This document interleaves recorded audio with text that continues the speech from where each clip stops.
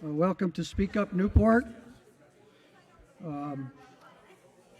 This is our discussion this evening on Measure B. Do you want to elect your mayor? And before we get started, I'd like to mention we have a few VIPs in the room. Current council member Joy Brenner. Joy, I know you're here somewhere. Former Mayor Nancy Gardner. Nancy's here. A lot of former mayors. Former Mayor Rush Hill. Rush.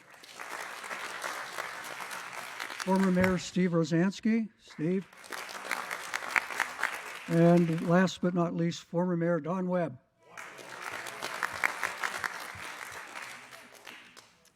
All right, well, welcome to our program this evening. You know, this is really a very controversial issue in the city.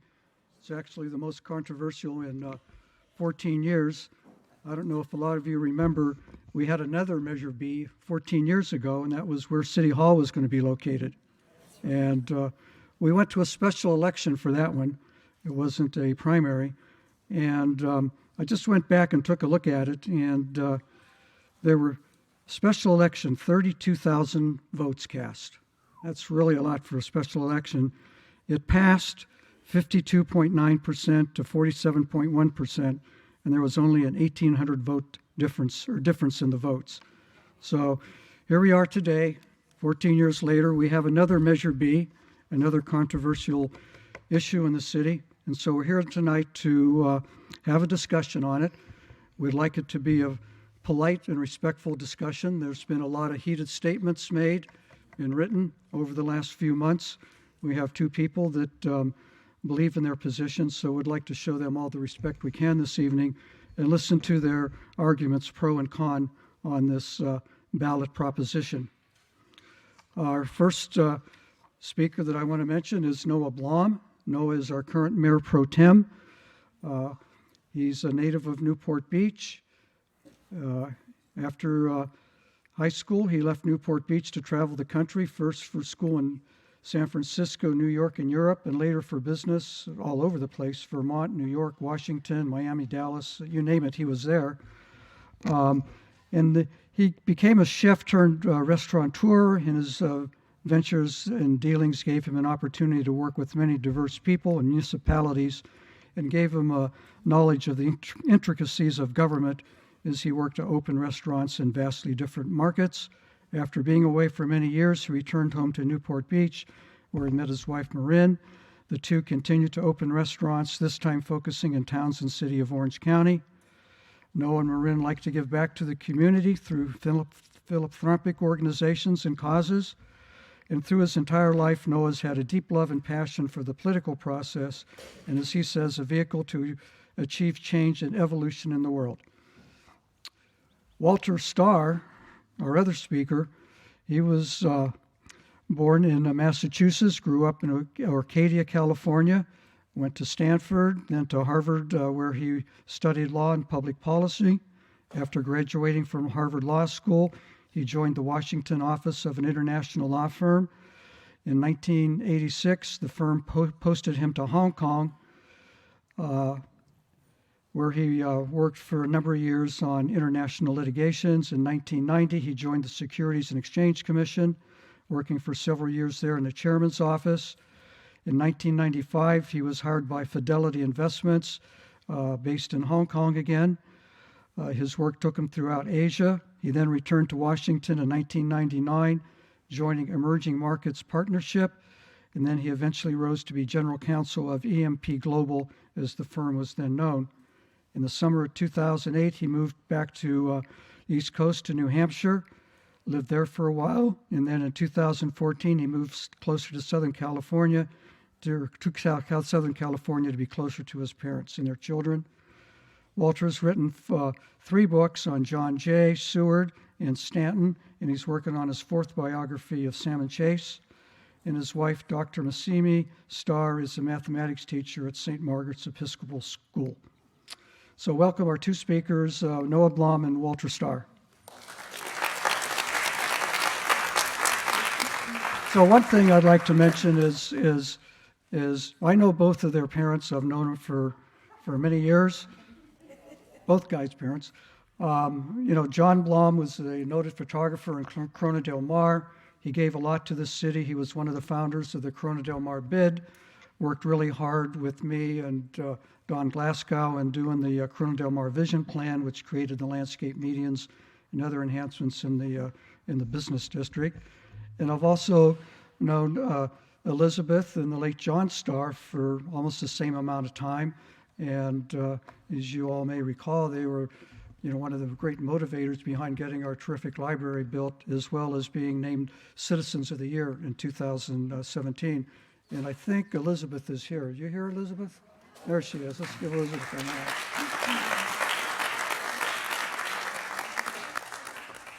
Okay, so here's how it's going to go tonight. The speakers are going to be able to each speak for initial 10 minutes. Noah will go first, since he's on the proponent side of the proposition. We have a timer sitting in the front row. Robin, raise your hand so they know who you are. So she's the boss tonight, not me. So she's going to give a 1-minute warning when the time and a time's up signal for the initial presentations. After the initial presentations, each speaker will have an additional 5 minutes for rebuttal, and then she'll also do the 1-minute sign for that.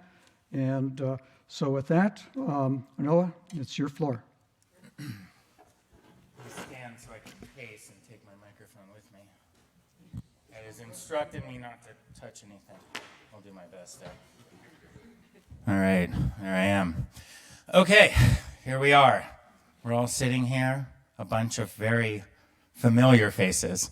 For those of you that know me, know that I'm not in this for politics. It's actually not my real foray. It's for the city and a deep, deep love of Newport.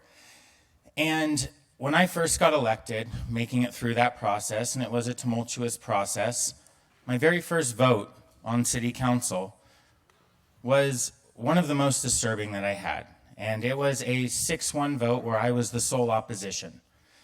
And that opposition was about who we're choosing as the next mayor. And the opposition wasn't necessarily for the person that we were choosing. It was for the process. Because I saw the way that process worked. And it was probably one of the most disheartening things I've seen. Because it wasn't a vote of the people. It wasn't looking around for the best for that role. It was about turns and tradition. And for me, those aren't the reasons why you want to lead this city. It's not for a caveat. It's not for power. It's not to say you got to be mayor. It's for something else. It's because you love the city and you want the people to believe in you. And so I said at that moment that this is something that I think most people don't know. And a lot of people in this room are very involved in civics and in government here. I see a lot of you at council meetings on a fairly regular basis, and that's great. We need all of you because it keeps us engaged in these elements. But there's also another 60,000 voters in this city, and a lot of them are spending their time doing other things. They're spending their time raising their kids, opening restaurants, cutting hair, building buildings, and those are all just as important. And their voice gets muted out for who gets to lead the city. And as we start going through this, we start talking about the number one thing that's been brought up, and that's power. And somehow it's become this idea that there is power being stolen. And so I had to ask who? Who has it now? All the council members? Well, I have the power to put something on the agenda. That's why this ballot measure is here. I ran an A1. All 7 council members voted for it. It made it up to discussion, and we had another vote to put it on the election. So that power seems to still rest in me, and it doesn't abandon city council members when this moves forward and you elect your mayor. They still have that same power. They can still put things on the agenda. The difference is right now is that the city manager has the power to set an agenda, and that brings up a whole nother point that has been this beaten-in fact of this campaign against this, the agenda. Oh, that scary document that says what we're going to do at a meeting. It's just the guidelines. The city is still going to be part of that. The directors still set study sessions. They still talk about what's important to them. They listen to you when you call and send emails. The city manager is still going to work with contracts. The difference is there's someone now that would be accountable to all of you continuously. And that, I think, is the power that we want. We want it given back. We don't want it in the bureaucracy. We don't want it in this backroom trading where all of a sudden we look around and no one knows who's mayor other than the 500 people that are heavily involved. You ask someone, ask your friends, who's currently the mayor of Newport Beach that's not involved in civics? I would be really impressed if they know. Or they might say a former mayor, or one a few years back. So that tells me that we don't have the congruency in this city that we need for that figurehead, for that person to help lead us into the direction that the community wants. And we talk about term limits a lot, and this fear of the length of term limits. Well, the last two city managers both served for 10 years. The one before that, when Steve was in, I think he was in the city for 20 years. That sounds like longer than any term limit that's possible right now. And really, the referendum is on you. If that person is doing a bad job at 4 years, get rid of them. That's the beautiful part of democracy. You get to vote. It's up to you. And if it's not working, the city will know. You guys will know. I promise you'll run the same campaign against them that you would. And if there's somebody else that you want in, put that person in. Fight for them. But don't fight to take a voice away. This is democracy. This is freedom. And we've seen what happens when the bureaucracy takes too much hold. We've seen what happens when you give all the power to people that aren't elected. We had 2 years of somebody that had all the power because they weren't elected, making decisions about whether or not we could stay open, whether we were allowed to do the things that we should be allowed to do. So then the other element comes to fear. What are we afraid of? Are we afraid that things are going to change? Things have changed. When I left here to go to San Francisco, there were bison still roaming off of bison. When I came home, there was a giant golden bison statue where the bison used to be in some beautiful new homes. Homes are nice. I like them. Is it my ideal of how I grew up? Camping in those hills? My dad taking photographs in the fields? No. Has it destroyed the city? No. The city is as great as it's ever been. The only issue is that you're right, all of you. There are too much politics in this. I saw it firsthand in an election. I saw the spite and anger that comes through. I don't like that. I like being friendly. And any of you that know me know that I'm always friendly. I'm always happy. And I do believe that these are the things that are most important in this city, is that we give the voice back to the people because I trust them. And if they make a decision that we don't like, then you get to make another choice again and again and again continuously. This idea that this is a ceremonial position, this is not a ceremonial city. This is a jewel of the West Coast. This is one of the greatest cities this world has ever seen, and in 100 years, it'll prove it.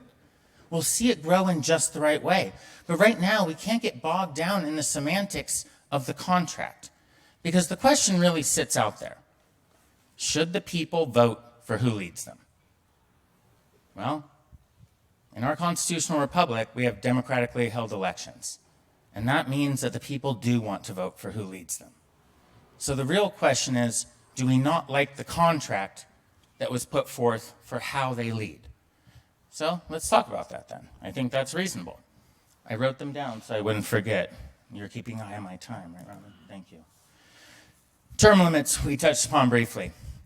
16 years keeps getting thrown out there. We've got a 20-year city manager, or 10 years and 10 years in the city. It's a long time to be in charge of an agenda, a really long time.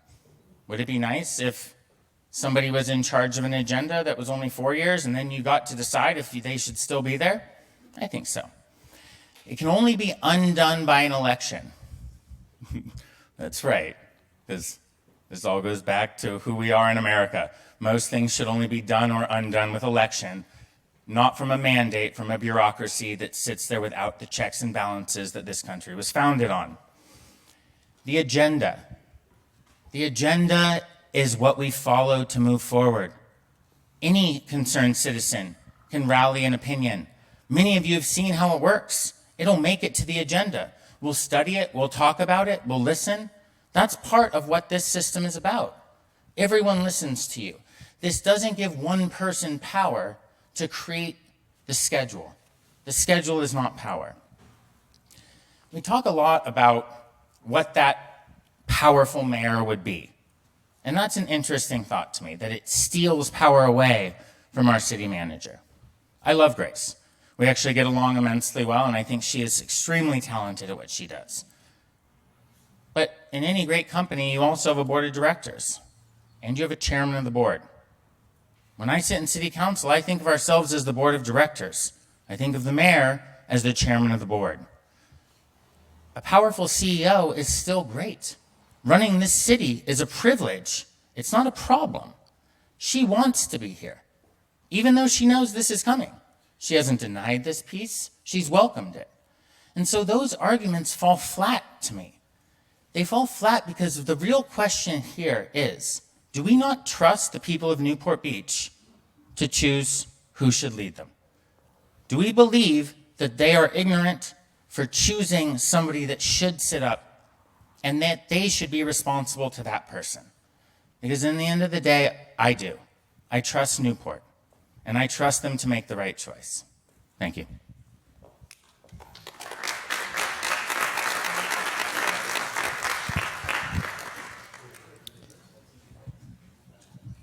The proponents of Measure B say that this is a simple issue. But the text of Measure B, which I urge you to read in your sample ballot, runs for 3 printed pages of fine print. And if Measure B passes, it's that text that's going to matter, not what Mr. Blom and I say here tonight, not the lawyer's summary of it, that text. That text raises at least 3 important issues. Let's deal with them in turn. First, term. Second, power. Third, the method of selection. On the question of term, what the charter says at the moment is that the mayor serves at the pleasure of the city council.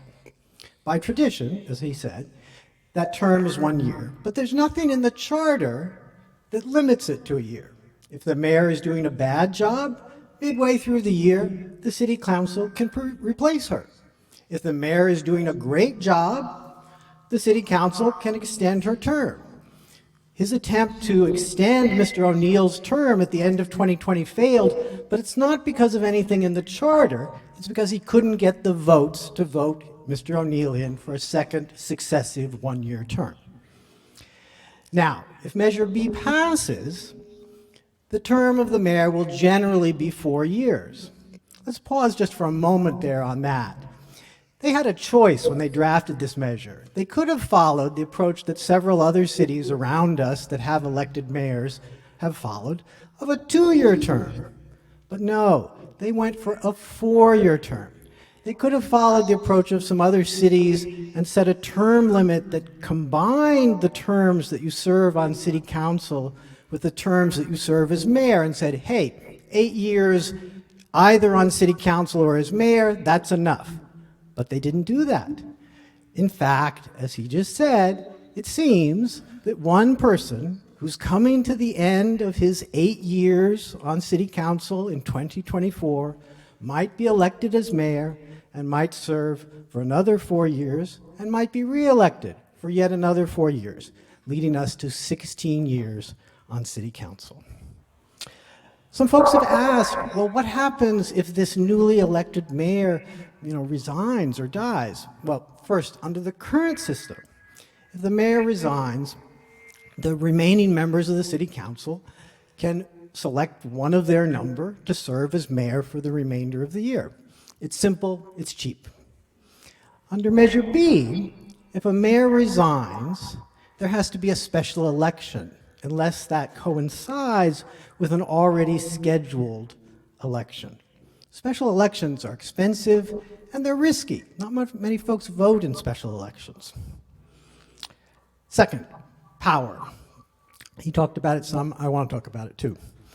At present, the mayor doesn't have special powers other than the power to run the meeting. Under the language of Measure B, the mayor will have sole charge of the city's agenda with one poorly drafted exception.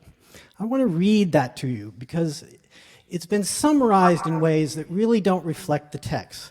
What it says is that, quote, with the concurrence of at least 3 members of the city council at any public meeting, an item may be added to a future city council agenda. May, someone said. May. Yes, that's an interesting word, may. Well, does that mean that it may not if the mayor says, I don't want it? I'm not sure. If I'd been drafting, I would have used the word shall. And what about that word future? Well, what if the mayor says, yeah, it'll go on the agenda next year? Is the mayor violating the language of the charter? I'm not sure.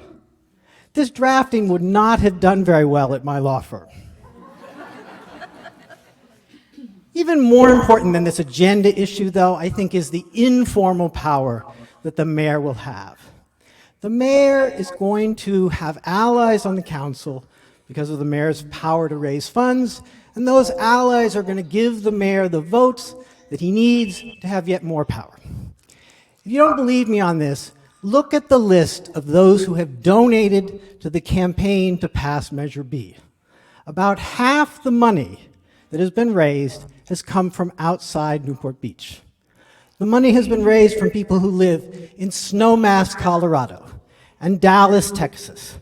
They live in La Habra, and Long Beach, and Placentia, and Rancho Cucamonga, and Rancho Santa Margarita, and San Dimas, and San Diego, and Santa Barbara, and Wilmington, California. Why are these people from outside of Newport Beach donating money to change our city charter? I think it's pretty clear. They expect the mayor to be powerful, and they hope the mayor is going to use that power to help them. If you think the mayor is not going to be powerful, look at the postcard that they sent out. It's nice to have enough money to send a postcard the size of a placemat. Look at the system as they sketch it on this side of the card. You see the voters and you see the mayor. What's happened to the city council?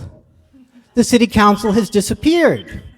Now he's going to get up and say, no, of course the city council will still exist. But sometimes a picture is worth 1,000 words.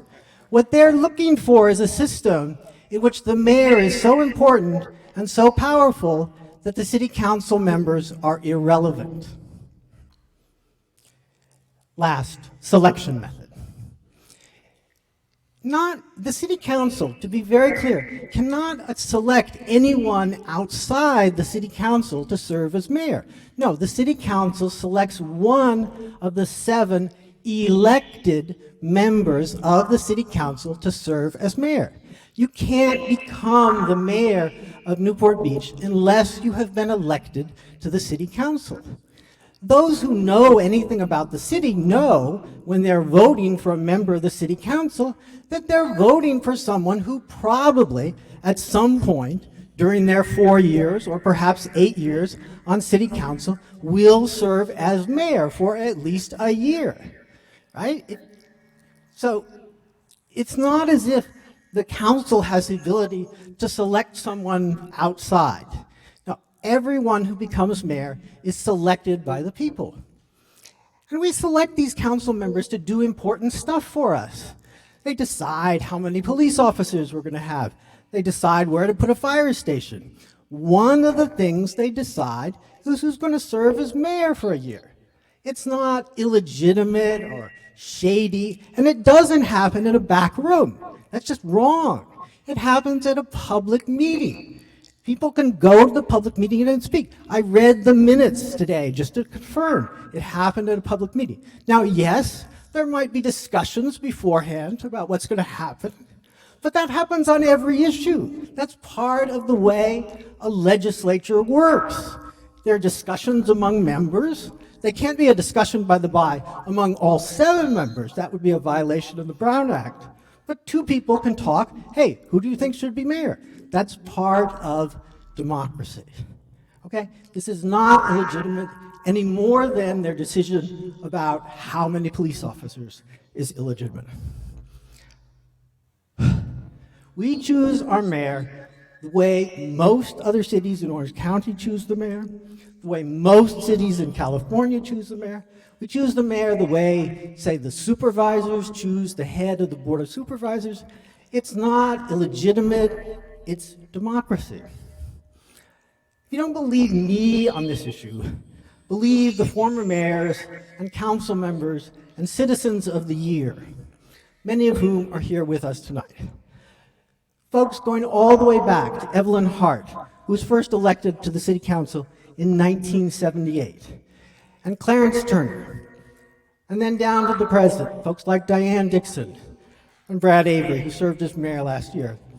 11 former mayors have signed a letter saying to vote no on B. The only members of council who are in favor of this are the 4 folks who voted in October to put it on the ballot. That's right, there's no other former council member who has taken a public stand in favor of Measure B. So who are you going to trust? The leaders of Newport Beach, the former mayors, the citizens of the year, or the outside donors? Vote no.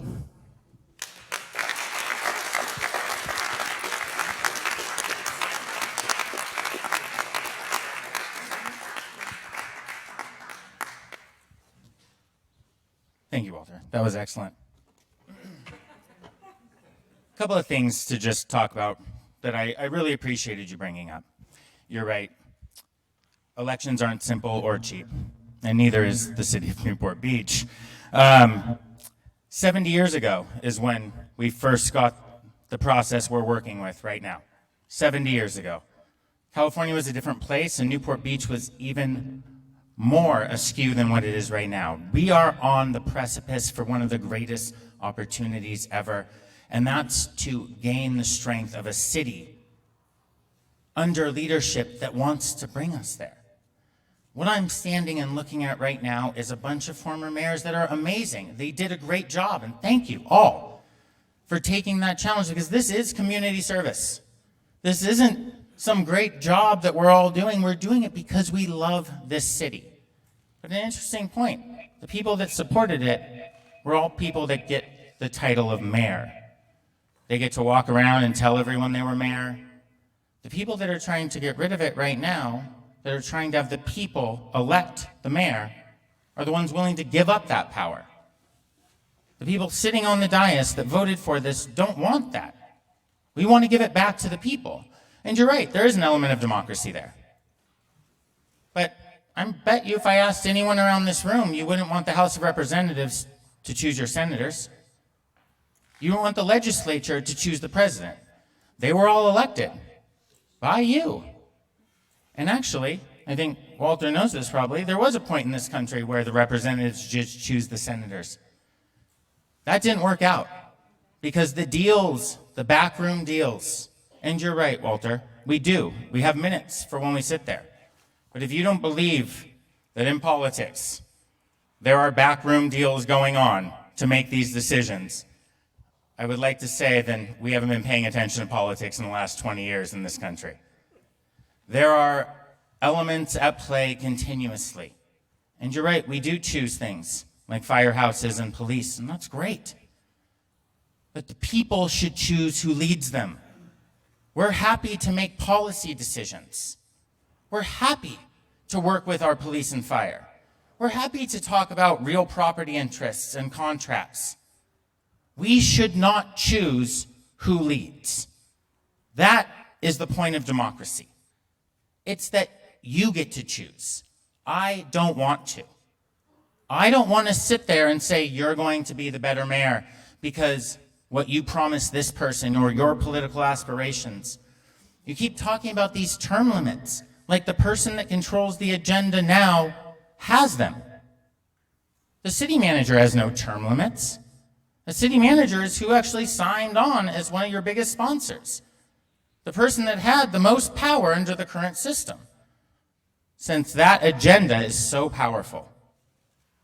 The idea that we are going to be losing control of this city, that some powerful autocrat, I believe was the word that your documents are using, is coming in to ruin it. Think about what it takes to go through an election. Think about what it takes to sit up there and want to be part of the city. This doesn't come with money and glory. It doesn't. You guys know who we are, but most of Newport doesn't. And the one point that I'll leave you with, I sit at my restaurant most days and I talk to the citizens of Newport. I don't talk to the people in politics and civics. I talk to regular people. And most regular people do not know that this is the system we have. Most people think they elected a mayor last year and were amazed and calling, hey, I thought I put this person in. The idea that our system is easy to follow and understand, I know you've gone to a lot of school, Walter, and you are much better for me in all of that. I barely made it through. I had to learn on the streets of Hard Knocks for a lot of it, and it was a little bit more fun, but I didn't get quite the degrees you have. But I did learn something. I learned about people, and I learned to open my ears and listen to them. I learned that I'm not in this for anger or glory. I'm in it because I love my city. Why else would I be wanting to give away any of this hope I could be mayor again, be mayor soon? Why would I want to give that up? I want to give it up because this is not the way something should be run. The way it should be run is a vote of the people. What are you so afraid of? Let the people choose. It'll be okay. Thank you.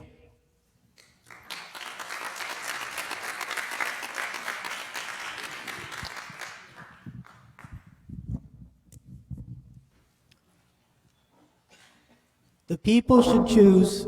Mic on? Yeah. The people should choose who leads them. The people do choose who leads them. The people choose 7 members of the city council. Those are the leaders of Newport Beach, including Mr. Blom, right? That is the system that we've had for, as he says, 70 years, but it's a good system for the next 70 years as far as I'm concerned. I mean, the notion that because we've had something for a while that it's somehow antique and that we need to get rid of it, I just don't buy that. You know, if you look around Orange County at the form of government that cities have that have been formed much more recently than Newport Beach, guess what? The 7 most recently formed cities in Orange County all have the system we have. They elect a city council, and the city council chooses a mayor to serve for a year. So it's not an antique system. It's actually, in a sense, the more modern system. I don't see any reason to think that the city, which we both love, is going to fail if it continues under the current system, which has worked so well, which has brought it to the point where it is, one of the best administered cities, not just in Orange County, but in all of California. I mean, what are you so afraid of? I am afraid when I look at the fine print, and I've read it several times, and there are bits of it I will confess I don't understand. I think they could be argued either way. I am concerned that if we adopt this measure, that some of that fine print is going to come back, maybe not in a year, maybe in 10 years, to cause problems that we don't need. We can live and continue and prosper under the current system. Vote no.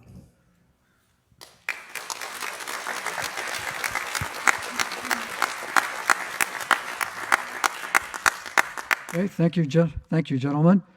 So we're going to move on to questions and answers now. We have a microphone set up there, and so anyone that wants to speak, you can line up or come up if there's no one standing there and ask your question. You can direct your questions to one or both speakers. If directed to one speaker, the other speaker may answer if they desire. I'm going to ask that you keep your questions short, and we're going to limit your questions to 30 seconds. And the timer will inform you when your time is expired if you reach the 30-second limit, which hopefully you won't. No statements. It's time to ask questions. We want to hear what these guys have to say, and not a political statement or otherwise from you. And last and most important, please be respectful. I know there's a lot of passion in this issue, but no questions of character or motivation or anything like that, please. If you do, I'll be forced to interrupt you and ask you to stop. So, first speaker, go ahead. So, of course, with this proposal, the devil's in the details. And there is no other city in California that restricts their city manager in this way. So, talking to old city managers, they said, I can't run a city if you don't have the city manager that has those abilities. So, to both of you, why was this done? Because you helped write it. And to Walter, what help? Why is, I guess it just goes to Noah. Why are we doing this? That's no other city in California does this. So the question is, why does the mayor need to be more accountable than the city manager? And I guess my answer to a question of why we put the agenda with a mayor is because the mayor is accountable to the people and the city manager is accountable to who? Yeah, absolutely. And how's it been trying to get rid of city managers? And it took quite a while, and some legal wrangling, and a bit of time. Rush, come on, man. So, like I said, the issue isn't that I don't love our city manager and that I think it'll inhibit her job, because I spoke with Grace at great length before writing this. And she was very excited about the opportunities of what she's able to do. All right, thank you, Noah. Walter, do you want to respond? One of the partners with whom I worked when I was a young lawyer said that the beginning of all great lawyering is plagiarism. In other words, copying from a good model. And it is odd and troubling that they are creating an agenda-setting power here, and they won't even tell us what city has that agenda-setting power. In other words, they're not proceeding from a model. They started with a blank sheet of paper when they wrote this agenda language. Jim? Noah, hope you had a good Mother's Day. When you first started, you were talking about when you became elected, and that one of the most difficult votes that you had initially was voting for the new mayor. Is that correct? And you voted against it. You were the one and only. And so your philosophy and your feeling was that the system was wrong, and you didn't agree to the system. So my question is, since you're Mayor Pro Tem, when your time comes up to be mayor, are you going to follow that consistency and vote against yourself? I like it. That's a good question. So let me just walk it through. Should I use the system that's in place, or should I use the system in place to change the system? So the answer is easy. I don't actually get to choose. I didn't get to choose who was mayor last time, and I didn't get to choose who was mayor. I am actually always in conflicting votes. And the reason I am is because I listened to what the people want, and the people wanted someone else to be mayor. And so that's what I voted for. Okay, thank you, Noah. Walter, do you want to respond to that one? Okay. Charles? Hi there. My question is for Noah. I want to be clear, Noah. I think I heard you say that our city manager, Grace Leung, is in support of the passage of Measure B. Can you confirm that? No, I didn't say that she's in support of it. I said that we discussed it at length when writing the document, and that I took all of her input, and she is happy with the language of it. I don't think that our city manager supports or opposes any measures on the ballot, as that would probably be impropriety. Thank you. Thank you. Hi, my name's Dave Tanner. I'm a local resident, 40 years. I have a simple question for you, Noah. I have a question for you, Noah. At the time you proposed this measure to the city council, you were relatively new on the city council, having just won a hard-fought election. Congratulations. You knew this measure had failed to get the required number of signatures to qualify for the ballot.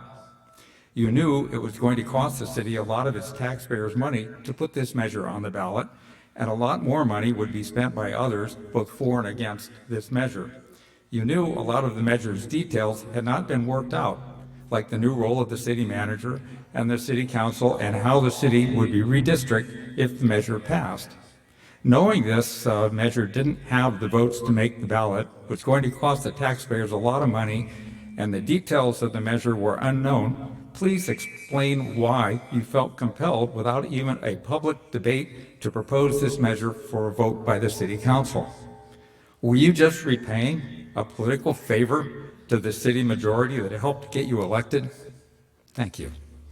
Wonderful. I don't know if I have time to answer all 12 of those questions, but I will address your general sentiment. Why? And I think I covered in the beginning. I am not a politician. I'm not here to deal with that piece of it. What I did with an A1 item was bring it up for discussion by making it an election of the people. This is a question that goes back to the people. This didn't come to me. I want the people to vote. My whole goal here is to hear what Newport has to say. I'm not afraid of the outcome. Yes or no. That's wonderful. That means that the people got to choose, not me. I am not here to make the decisions. I'm here to listen to the constituents that got us here. Thank you. I would just note that as best I know, there was no discussion in the city about direct election of the mayor until the petitions started to circulate. This is not an issue that bubbled up from the people. This is an issue that sort of emerged full-blown in the form of petitions that were circulated briefly and then voted by the city council to be. So it's not like so many other things that have happened over the course of our city's history, where first there's a little discussion here and then a little discussion there, and then finally something comes to the council. Seymour? My next. This question is for Noah. It's been reported here tonight, and in Stu News, of course, that about 45% of the contributions that have come in favor of Proposition B have come from out of town. This bewilders me. I don't understand why anyone out of town cares, but maybe you could explain to me who these people are and why they're contributing. I can. And if you look through, actually, both for the proponents and the opposition, a lot of those addresses that you read off are business addresses from many people that write checks out of their businesses. The same is true on your filings as well. Some of the largest donations, I'd be happy to post it after, and you guys can all talk amongst yourselves. Money comes in from outside people that have businesses in this city, and I think one of the most important things to remember is that many of us, we have a business in Costa Mesa, and when we donate to this city, does that make it an outside investment? Does that make it an outside contribution? I live here, and a lot of those people, if we actually put the names and not just their addresses, I think you would recognize a lot of those names as people that are here. Okay, thank you. Thanks. Excuse me. I'm here on behalf of 24 businesses, and majority of businesses are beauty salons in Newport Beach, and all our clients. So there is a very large, several hundred of people.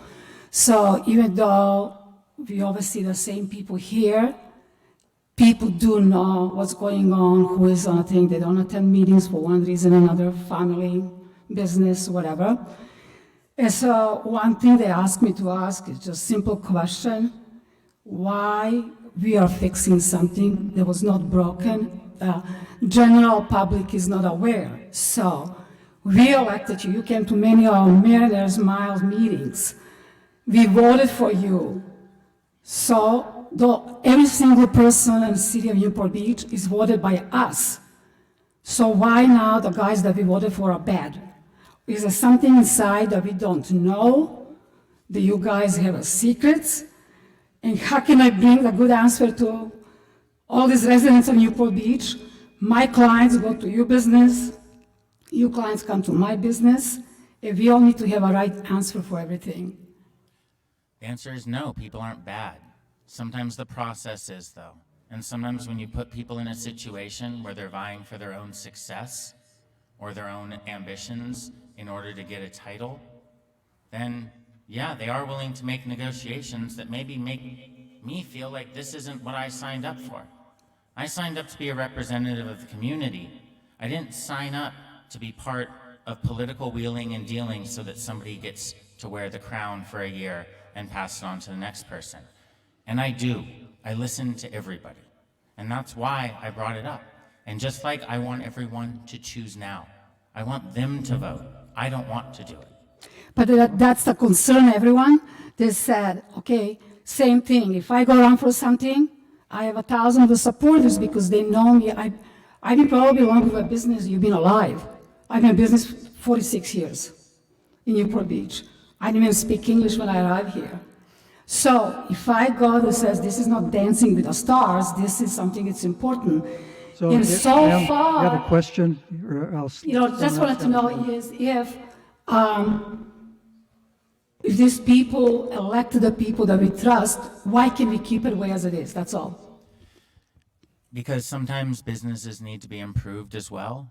And just like you reinvest into your business and change policies depending on how the state reacts and the new rules that come down from there, we have to react as well. And so this isn't a reaction to how do we get better. This isn't about Newport's bad. This is about how do we get better. I don't want to change the city I grew up in. I love it. I want to keep elements the same, but there is a point where we have to grow and evolve as well. And that is the best opportunity we have right now to give people their voice back and take it away from the bureaucracy. Well, I agree with that, but I said so Walter, far no one ma'am, complains ma'am, you've had your turn. about previous people. I agree with her. If it ain't broke, don't fix it. I would also say that neither you nor Mr. O'Neill, nor indeed any of the candidates in recent city council elections said, hey, the system for selecting the mayor is bad, we need to change it. If this was so important, you owed it to the people when you ran for council to tell them that you thought we had a bad system and it needed to be fixed. You didn't say anything about it. Is that a question to me, Walter? No, My very first vote, actually, was this exact diatribe that this is broken and we need to fix it. My very first vote on council. Hi, I'm Carol Crane, and I've been a resident of Newport Beach for at least 30 years. First, thank you, Speak Up Newport, for providing this this community input and education session, and also for Mr. Blom and Mr. Starr for being here. It takes a lot of courage to be up here, getting questions and all that. So thank you. I take my vote very seriously. In a democracy, it's one of the privileges of being in a democracy. And so I believe in being educated. And I've read my voter guide and all the sample ballot things that came through the mail. And I couldn't quite understand the process. The process of how this came about. And of course, I read the papers and everything, and Stu News as well. And I also watch the city council meetings. Has there been an outcry of misrepresentation, underrepresentation by our city citizens? How many people were involved in this, in the writing of this covenant, this new initiative? I'm just curious because I didn't see any town halls being advertised or anything like that, or even any input in any sort of way, and I usually pay attention. And then secondly, what really puzzles me is why go from 1 year to 4? 4 years, so much power to one person. That's a prolonged tenure. I don't know if we've ever had a mayor that serves, we haven't, because we usually rotate. No, our mayor right now is ceremonial, and they don't have a lot of that ability to make real change. And sometimes that is the advocate for the people. And in 4 years, if the people don't like the changes that that person has made, they get to choose again. But what was the logic behind the 4? Like, why not 2 years? Why do we go from 1 to 4? It's kind of ambitious to change a charter and quadruple the years that a mayor can serve. I'm trying to understand the logic behind it. Well, I think the mayor becomes like a city council term. I mean, the city council, we're Oh, elected okay. for 4 years. So we're looking at a mayor that wants to it- serve 4 years. I mean, it's the same time that I will be in office. Okay. And if I choose to So go that's the again, logic. it'll be Good. another 4 years. And so with 7 members up there that all have equal voting rights, Right. no Okay. veto power, it kind of just sits that Yeah. we get to keep our rotation going to the same point that it Yeah, I was. understand that. Thank you for clarifying. What about process? Okay, thank The you. first question. Thank you. My first question wasn't quite answered. Okay, one more short. Could I, just on that topic, I would note that other cities in Orange County, Costa Mesa, Garden Grove, Irvine, that have 4-year council members have 2-year mayors. So that was a choice that the authors of this measure made to go, as you say, from 1 to 4. They could have gone to 2. They could have followed those other cities, but they chose 4. My question is for both of you. I understand, as we all do, that elections are expensive, campaigns are expensive.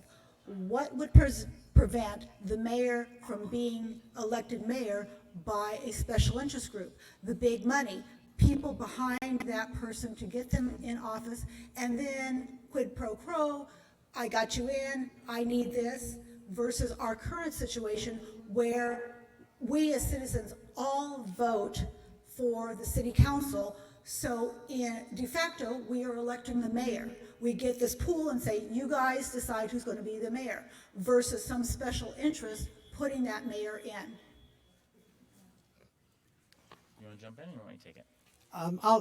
I'll take the first crack at it. I agree that is one weakness of Measure B, is that it probably will lead to very expensive elections in which there will be a lot of special interest money, and thus there will be legitimate questions about whether the mayor serving for 4 years is going to answer to those special interests. Well, I'll start with quid pro quo is illegal. So you can be removed from office almost immediately from something like that. Special interest groups and expensive elections. Newport has some of the most expensive elections anywhere in the county. They are extremely expensive to run in this city for city council. Part of the issue that I have with this general idea is that city council, you're not supposed to be this representative that is representing any other group. You're supposed to be a community member, someone that wants to jump in and represent the community. The mayor is a position you have to fight a little harder to get, something you're really running for. And so for me, this will bring it back to people that just want to represent their community on the council. And then the people that are in politics will go for a higher office, but they're doing that anyway. We have so many council members that are running right now that are courting the exact same donors, and many of them are supporters of this on one side or not on the other. Politics is... Thanks, Noah. Okay, next question. Thank you. So we're hearing a lot about democracy, democracy, democracy, democracy, but our system is based on what? Is our system based on representative government, or is our system based on democracy? I do not believe that we are a democracy. That is a false premise in our system that gets promoted out into the world. So if you could say which of these systems that were being proposed here between our council bringing forth the mayor, who's just ceremonial, or the democratic elected system, which one is actually our natural way that our country should be represented, because it's not democracy as far as I'm concerned. Well, you are 100% right. We are not a democracy. We're a constitutional republic with democratically held elections. And all I'm trying to put forth is a democratically held election so that we can help govern our constitutional republic.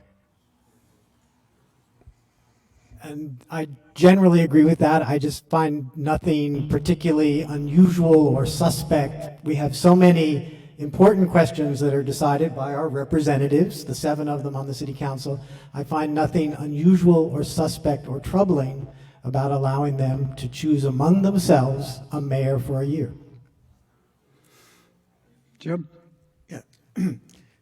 I received my mail-in ballot for the June 7th election yesterday. Yes. I received my actual mail-in ballot yesterday, and I noticed on the first page of it, I have about more than 24 people to choose between for governor, most of whom I don't know. Another 24 I have to choose between for senator. If this new position of mayor, which we think is now much more important than we ever thought it was before, is equally popular, and we have, say, 10 candidates running for mayor, how can I be sure that the one who wins will actually represent a majority of the people's choice? Well, Jim, I guess the majority would vote for the winner at that point. If you're asking me if there's 15 people that run, and in those 15 people, everyone got 2 or 3%, and at the end we're just choosing the best out of, well, I guess that is part of the problem in democracy, isn't it? But that's not the way this typically goes. That's not the way we elect our governors. That's not the way our senators usually make it in. So you're right. There are a lot of flaws currently in our system, and I love that you always find them, Jim. It's actually one of my favorite things about you, is I get to read all the grammatical errors that would make my mom very proud in our minutes. But I think that you are right to bring up these questions continuously, and this is part of how we move forward with the debate and how we keep talking about this as a real issue. Thank you. So I would note that if this passes, we're not going to have first a primary to winnow it down to 2 candidates and then a general election. No, what we're going to have is possibly 8 candidates on the ballot for mayor. And I'd urge you all to go look at the Anaheim 2018 election, which they had 8 candidates. The winner got roughly a third of the votes. The winner was decided by less than 1,000 votes. So we could easily have our first elected mayor elected by far less than a majority, because with 8 candidates, no one's going to get a majority. Thank you. Nancy? Good evening. I want to say my big concern about this, and why one of the reasons I'm so strongly on Measure B, is that what happens to the city manager. So I spent some time talking with Homer Bludow, who is the former city manager, and asked him if he read this the same way. I mean, does it make a big difference to how a city manager could operate?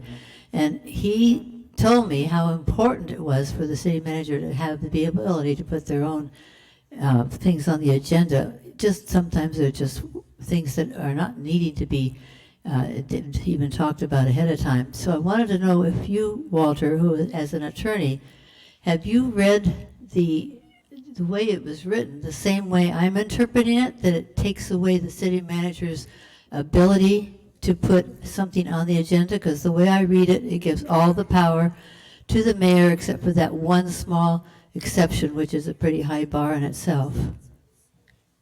Yes, Nancy, that is my reading. The mayor has, quote, sole discretion to set city council agendas and to change the order of business on the agenda, except as provided in section 405, which is the language that I quoted earlier that I argued was poorly drafted. With the 3 people, yeah. Okay, thank you. All right. Any more questions? Okay. Seeing none, we'll close that. I have a bunch of questions that were submitted to us before the meeting, and quite frankly, they've all been answered here tonight, with the exception of one, and that's the gentleman that wanted these guys to provide organizational charts and budgets, which I don't think they're prepared to do. So let's give Noah and Walter a hand for coming in and doing a great job. Just a couple other announcements. I forgot to mention that Jeff Herdman, former councilman, is here. Jeff, raise your hand there. I didn't see you earlier. I want to thank the Bungalow for the food for our reception. They provided to us at a great discount. Jim Walker, if he's still here. Be sure and support the bungalow. We had about 130 people on Zoom watching, in addition to being on live TV and on cable. So we're good there. Mayor's Dinner, May 19th, sold out. So if you haven't bought your ticket, forget it. And come back June 8th for our next program. With that, good evening.